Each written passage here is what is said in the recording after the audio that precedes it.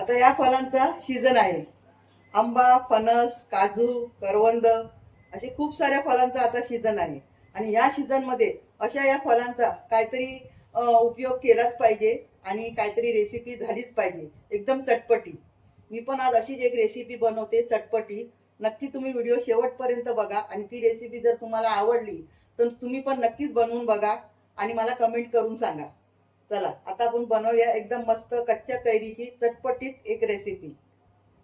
नमस्कार सर्वांना. The royal brothers 24 या माझ्या चॅनलमध्ये तुमच्या सर्वांचा मनापासून स्वागत आहे.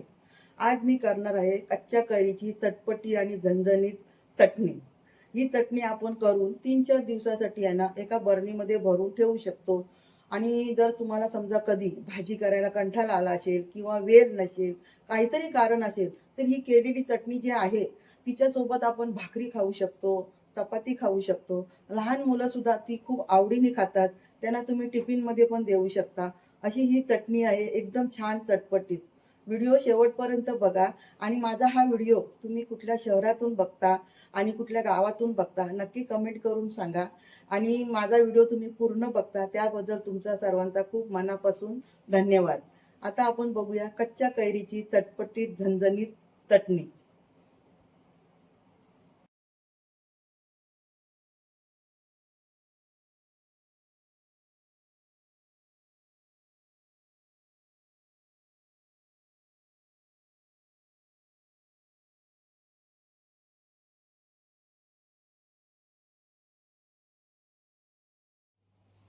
या मी 5 कैऱ्या घेतल्यात.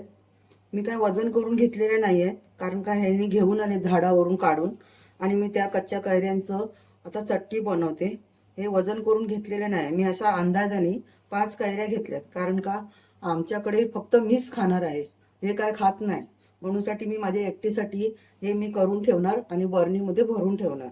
म्हणूनसाठी मी 5च कैऱ्या घेतल्यात. आता ह्या स्वच्छ धुवून मी पुसून घेतल्यात. आता ह्यांना मी सोलून घेते, साल काढून घेते.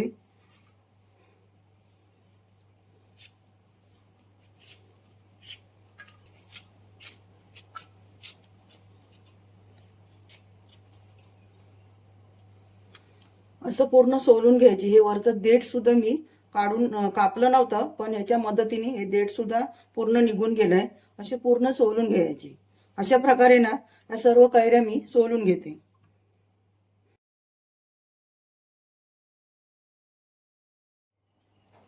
मी 5 कैऱ्या सोलून घेतल्या होत्या.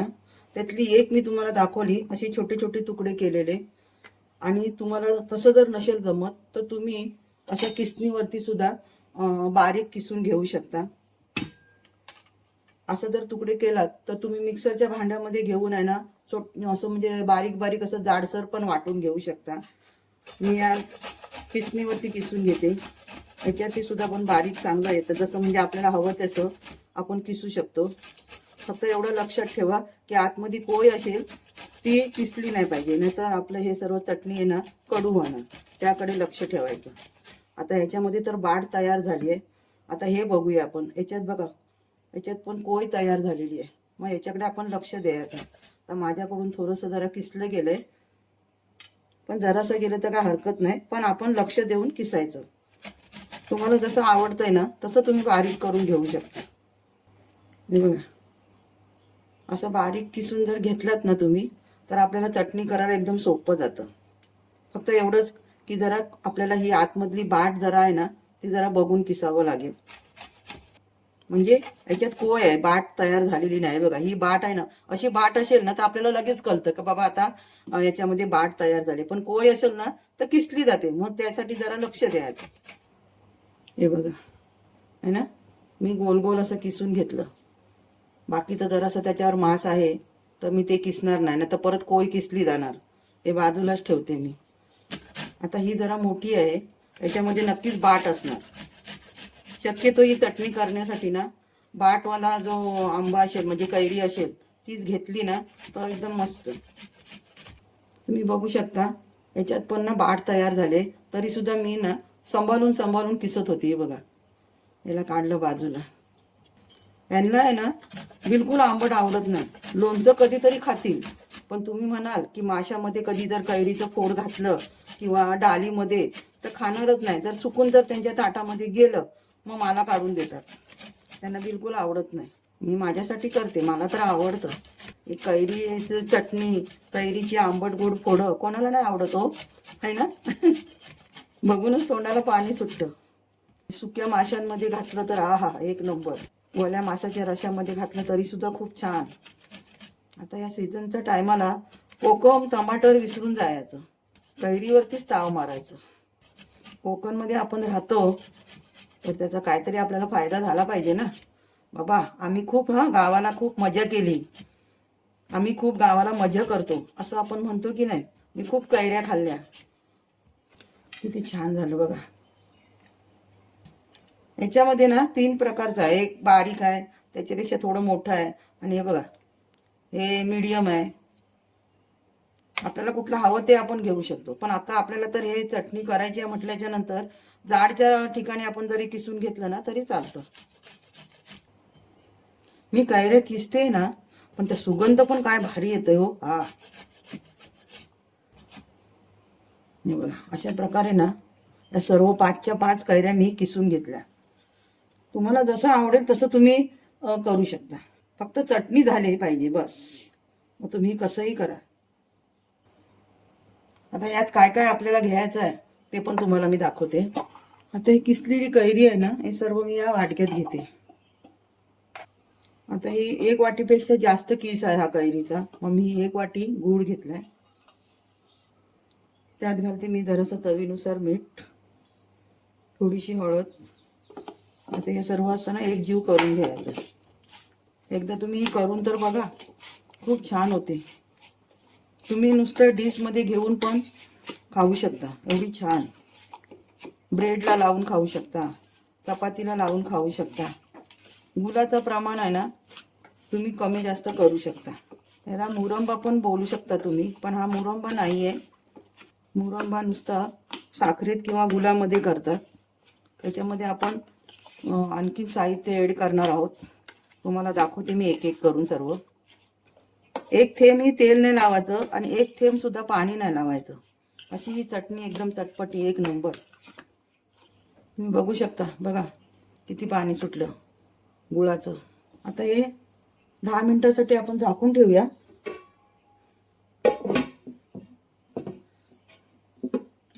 आणि आता बघूया यात घालणारे दुसरे साहित्य.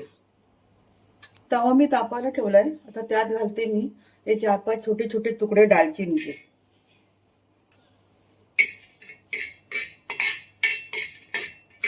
तवा तापलाय तर मी गॅस थोडा स्लो करते. थोडीशी बडीशेप घेतली, थोडंसं जिरं, 5-6 दाणे काळी मिरी आणि ह्या 2च लवंगा घेतल्यात. हे जरासं परतायचं. गॅस मी बंद करते आणि तवा गरम आहे त्यावरतीच मी परतून घेते. तुम्हाला हवं असेल तर यामध्ये 4-5 लाल मिरच्या घेऊ शकता. जसं आपण ठेचा करतो ना जाडसर, तसं करायचं खलबत्त्यामध्ये. कारण का हे एवढंसं काय मिक्सरमध्ये बारीक होणार नाही, जाडसर फिरणारच नाही मिक्सरमध्ये. मग ठेचा करून घ्यायचा खलबत्त्यामध्ये. तुम्ही मिरच्या घ्या किंवा लाल तिखट घातलं तरी पण काय हरकत नाही. तर मी यात काढून घेते. त्याला मी ना थंड झालं की जरा खलबत्त्यामध्ये बारीक ठेचून घेते. तर हे ना मी बारीक ठेचून घेते याच्यामध्ये.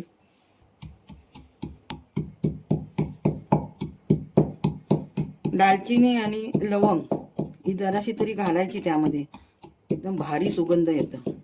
तुम्ही आवश्यक तर वेलची पण घालू शकता. माझ्याकडे वेलचीची पावडर आहे ती मी घालणार आहे. पण तुम्ही याच्यामध्ये भाजायसाठी आहे ना वेलची अख्खी सुद्धा घेऊ शकता सालीसोबत, किंवा तुमच्याकडे पूड असेल वेलचीची केलेली तर ती सुद्धा घातलं तरी काय हरकत नाही. तुम्ही बघू शकता बघा छान एकदम जाडसर मी खलबत्त्यामध्ये कुटून घेतलंय. आता आपण कैरी आणि गूळ मिक्स करून जे ठेवलं होतं ते बघूया. बघा किती पाणी सुटलं ना. याला पाण्याची आणि तेलाची बिलकुल गरज नाही. चला आता आपण पुढची रेसिपी बघूया. स्टीलची कढई मी तापायला ठेवली आहे. आता यात मी हे सर्व घालते.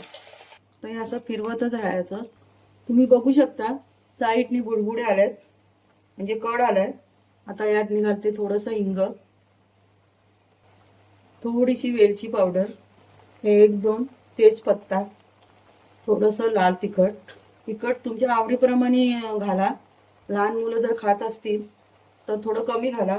फक्त तुम्हीच खाणार असाल तर 2 चमचे बरोबर आहे. तुम्ही यामध्ये काला मीठ सुद्धा घालू शकता, तुम्हाला जे आवडेल ते. मी काला मीठ नाही घातलंय. आता जे मी खलबत्त्यामध्ये जे बारीक वाटून घेतलं होतं सगळे भाजलेले मसाले ते घालते यामध्ये. रेसिपी आवडली तर नक्कीच एकदा करून बघा.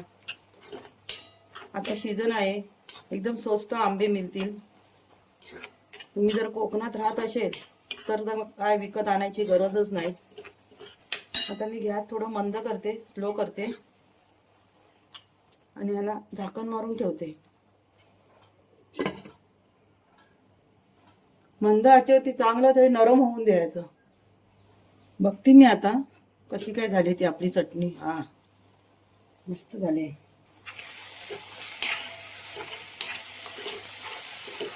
बघितलं, गुलाचं जेवढं पाणी सुटलं होतं तेवढं सर्व आटलं बघा. आणि काय मस्त झाली. तुम्ही भाकरी सोबत खाऊ शकता, चपाती सोबत खाऊ शकता, मुलांना टिफिन मध्ये देऊ शकता, किंवा तुम्ही ऑफिस मध्ये जात असाल कामाला तर जसं आपण खारी चटणी किंवा लोणचं असं नेतो ना वेगळं एक छोट्याशा डब्यामध्ये, तशी ही चटणी पण तुम्ही नेऊ शकता. कोणाच्या तोंडाला चव नसेल तर ही चटणी नक्कीच आपल्या तोंडाला चव आणेल. एवढी छान आहे ही चटणी. जरा कोणती फोडं जरा जाडी दिसतात आहेत. मी आणखीन जरा ठेवते 5 मिनिटासाठी. चला आता बघूया. हो, परफेक्ट झालं. आता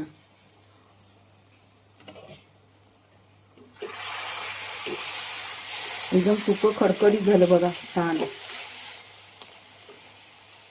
तुम्हाला सांगू का, ही जी चटणी करायची असेल म्हणजे कैरीचं कोणतंही तुम्हाला डिश करायची असेल रेसिपी, तर स्टीलची कढई घ्यायचं, स्टीलचंच भांडं घ्यायचं. तांबा, पित्तल किंवा ॲल्युमिनियमचं घ्यायचं नाही. आता ही आपली चटपटी चटणी एकदम तयार झालेली आहे. गॅस मी बंद करते आणि जरा थंड व्हायला ठेवते. गरम गरम काचेच्या बरणीत भरायचं नाही, जरा थंड होऊ दे. कशी वाटली तुम्हाला कच्च्या कैरीची आंबट गोड चटणी? जरा वेळ थंड होऊ दे. ही माझ्याकडे छोटीशी काचेची बरणी आहे. आता ती चटणी सुद्धा थंड झाली आहे. आता मी यात भरून घेते. एक नंबर. हा, काय छान वाटतंय.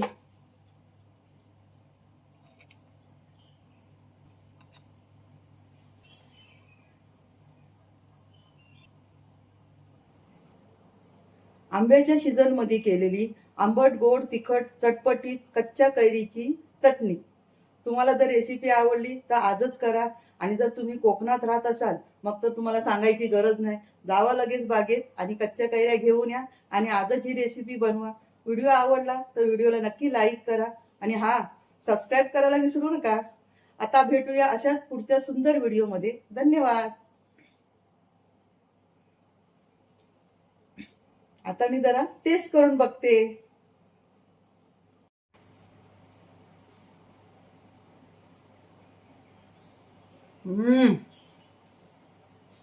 एक नंबर.